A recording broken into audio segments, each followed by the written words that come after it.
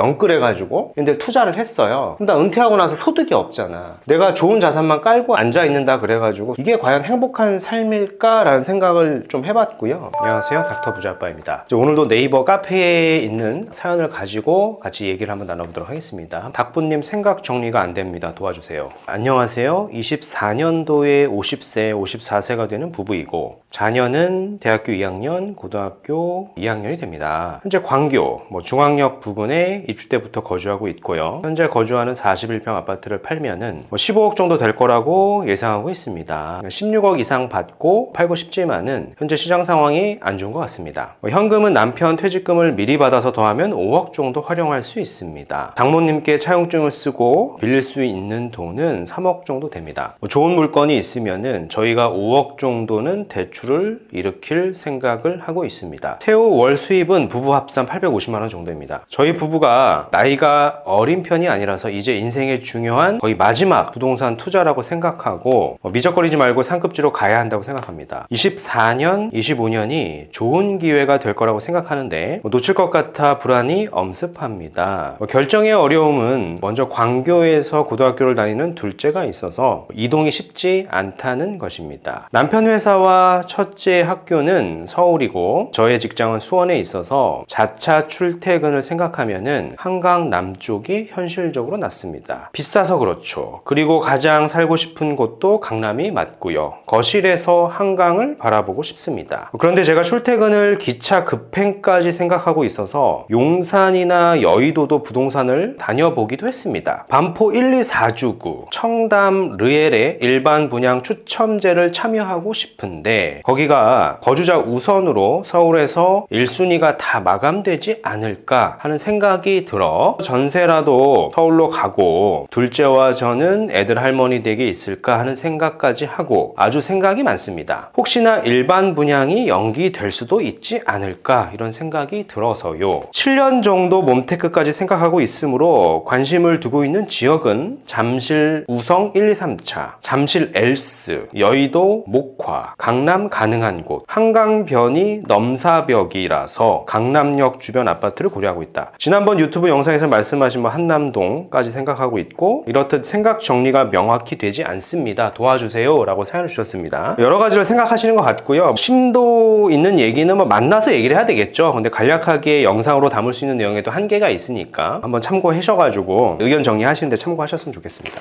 현재 상황을 좀 정리해야 될 것 같아요. 50대 중반 남편분 나이를 기준으로 잡는 게 맞겠죠. 은퇴가 좀 먼저 도래할 테니까. 자녀는 2명인데 고등학교 자녀가 아직은 광교에 학교를 다녀야 되는 상황인 것 같습니다. 자산을 볼게요. 광교의 아파트가 41평형이 있고요. 입주 때부터 계속 들고 계셨다라 그랬어요. 15억에서 한 16억 정도 하는 거고요. 퇴직금이 받게 되면은 5억 정도. 여기에 부모님 3억인데 이건 차용이고요. 담보를 받게 된다라고 하면 한 5억까지는 내가 쓸 수 있다라고 전제하셨습니다. 세후 소득을 보면은요. 월 한 850만 원. 이게 합산 소득입니다. 부부 합산. 한 1억 한 중반 정도 되시는 것 같아요. 큰 질문이 이겁니다. 첫 번째가 상급지 갈아타기. 상급지인데 거실에서 나 한강을 보고 싶다. 강남이어야 된다라는 전제 조건이 있고요. 두 번째, 청약에 대한 얘기를 하셨어요. 반포 1, 2, 4주구 청담 르엘 추첨제 청약까지. 얘를 이제 추첨제 청약하겠다라는 겁니다.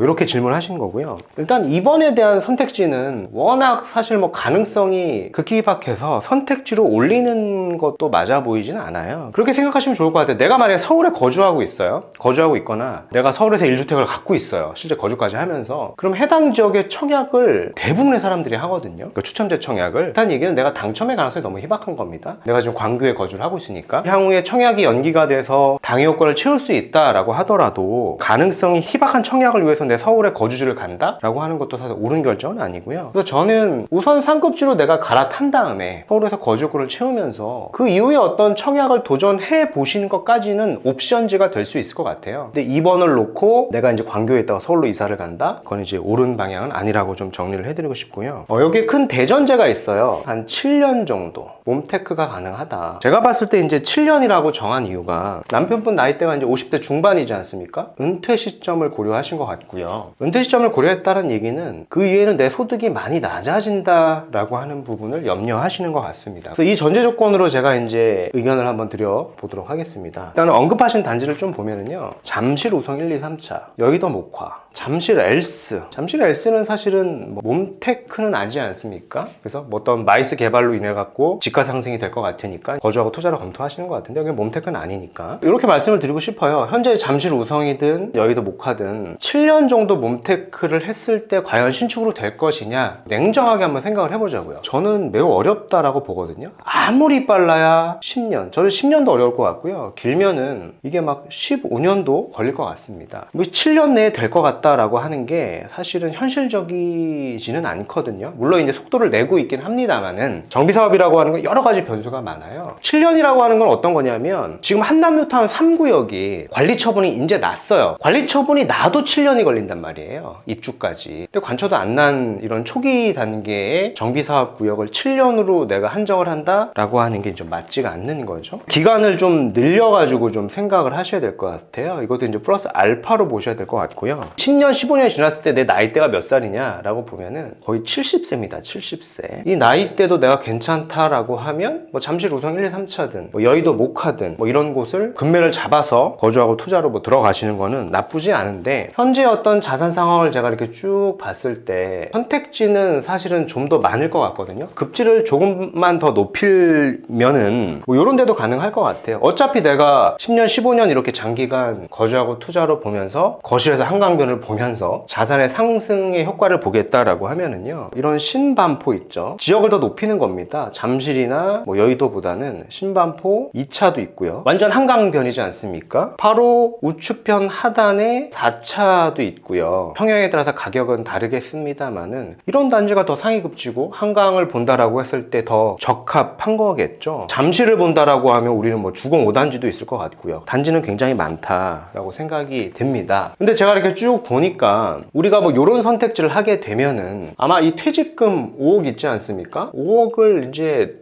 거의 다 써야 될 수도 있어요. 근데 퇴직금 5억이라고 하는 거는 우리가 가장 중요한 게 은퇴 후에 소득이 줄지 않습니까? 보시면 내가 은퇴 후에 소득이 줄 것 같으니까 7년 정도만 몸테크를 한정을 한 건데 5억이라고 한 퇴직금을 부모님 차용까지 담보대출 다 받아가지고 영끌해가지고 근데 투자를 했어요. 근데 은퇴하고 나서 소득이 없잖아. 내가 좋은 자산만 깔고 앉아있는다 그래가지고 소득이 없으니까 이게 과연 행복한 삶일까라는 생각을 좀 해봤고요. 퇴직금 5억을 흔히 보통 저 상담하다 보면 활용하시는 분이 어떻게 활용을 하냐면은 5억이라고 하는 돈으로 보통 상가를 매매를 합니다. 수익률이 나오는 세팅이 된데 한 7% 정도 되는 데를 보통 매매를 해가지고 내가 한 3,500만 원 정도 연으로 보면 월 한 300만 원 정도 나오니까 내가 이제 노후에 생활비를 쓰기 위해서 이런 선택지를 하시게 되거든요. 이게 저는 근데 추천드리지 않는다라고 뒤에 설명을 드릴 텐데 여튼 이런 선택지를 할 수 있는 여력도 없는 거예요. 위에 이런 선택지를 하게 되면은. 그래서 이런 게 사실은 노후에 대한 걱정을 좀 하셔야 될 것 같고 근데 저는 좀 이런 생각을 또 의견을 좀 말씀드리고 싶어요. 우리가 꼭 내가 상가를 매매를 해야 되는가? 상가를 매매를 해서 꼭 월세를 받을 필요는 없거든요. 월세 개념이 아니라 사업의 개념을 입히게 되면 매매를 해서 월세를 그냥 수동적으로 받는 게 아니라 적극적으로 사업의 개념을 입히면 상가, 허름한 상가를 지하가 됐든 1층이 됐든 2층이 됐든 매매가 아니라 임대차를 맺어가지고 그 공간을 간단한 인테리어를 하고 공간에 대해서 대여를 하는 거죠. 시간당 대여를 할 수도 있고 하루 1일당 대여를 할 수 있습니다. 그렇게 되면 수익률이 여기서 7% 이하가 아니라 사실 40%, 한 50% 이상도 나올 수 있거든요. 실적으로 저희가 직접 운영하는 데가 있어요. 공간 대여로. 거기는 수익률이 70% 이상도 나옵니다. 여기에 창업자금이 임대차 비용 보증금은 1,000만 원 정도 내외밖에 안 하고요. 드레스업을 한다라고 할 때도 인테리어인데 보통 적게는 한 5천에서 많아봐야 한 1억 이하의 자본이 들어가지 않습니까? 그 수익률로 계산을 해보면 이렇게 수익을 낼 수도 있는 겁니다. 만약에 이런 선택지를 내가 하게 된다라고 하면 모든 자본을 다 썼기 때문에 어떤 사업의 개념을 적극적으로 입혀가지고 우리가 이런 방법으로 수익률을 극대화해서 노후자금을 좀 만들어내는 거에 대한 공부도 같이 하셔야 되지 않을까라는 생각이 들어요. 지금 이제 질문하신 내용을 제가 쭉 보면은요, 오로지 내가 상급지 갈아탄 은퇴하는 거에 대한 생각만 가지고 계시거든요. 근데 은퇴 후에 소득은 아마 급감을 하거나 연금도 은퇴하고 나서 바로 나오는 게 아닙니다. 그래서 굉장히 좀 어려울 수도 있으니까요. 이런 적극적인 개념, 그러니까 소득에 대한 개념까지도 같이 고려를 하셔야 될 것 같아요. 근데 저는 이게 보면은 7년 정도로 한정을 만약에 한다. 10년, 15년은 난 할 수가 없고 은퇴 시점에 맞춰가지고 한 7년 정도를 내가 봐야 된다라고 하면은 구독자분 같은 경우에는 이 관리 처분이 인가가 된 곳만 사야 돼요. 인가가 된 곳을 사도 사실 5년에서 7년 정도 걸리거든요. 안전하죠. 왜냐면 내가 지금 50대 중반인데 초기 단계의 사업보다는 조금 더 안전한 선택지를 하셔야 되지 않을까라고 생각이 드는 거예요. 우리가 이제 몬테크의 개념이 노후된 아파트에서 하는 것도 몬테크지만은 거주하고 투자를 분리하는 것도 사실은 몬테크에 적용이 되니까 이렇게 생각을 하시면 될 것 같고요. 만약에 광교에 집을 팔아요. 한 15억대 팔고 광교에 보증금만 1억짜리 거기도 담보대출까지 받아가지고 저렴하게 내가 월세로 살면서 어차피 자녀가 아직 한 명 고등학생이니까 거기서 나와야 되지 않습니까? 거주를 하면서 퇴직금까지 중간에서 받았어. 그 부모님까지 다 받는 거죠. 그러면 거의 자본이 한 20억대 후반 정도 되거든요. 이렇게 되면 아예 한강변에 붙어있는 단지는 아니지만 여기 보면 반포 1, 2, 4주구 얘기하셨잖아요. 반포일 때 보면은 3주구는 우리가 검토해 볼 수 있어요. 사실 20억대 후반 정도 이주비 대출을 승계하게 되면은 한 20억대 후반 정도로 매수는 할 수 있으니까 향후에 이제 재초안이다 보니까 재건축 초과 이익에 대한 부분이 추가 분담금이 나오게 되거든요. 그 계산한다라고 하더라도 30억대 한 초중반 정도에 사게 되는 건데 30평대를요. 입주하게 되면은 사실 40억이 넘어갈 단지고요. 바로 한 블록 앞서서는 이제 한강변이니까 단지 구성에 따라서 한강이 이제 보이는 지역들도 있으니까요. 3주구를 우리가 바로 검토할 수도 있습니다. 입주가 뭐 7년이 아니라 지금 한 2년 한 반밖에 안 남았어요. 2년 6개월밖에 안 남았으니까 이런 데를 보셔도 되고 아니다. 나는 뭐 퇴직금 5억을 난 홀딩해 놓을 거고 15억에서 16억 부모님 뭐 3억 이런 자본으로만 내가 투자를 할 거다라고 하면 강남권에 이런 한강변을 가는 거는 사실 조금 어렵고 지역을 조금 넓히면은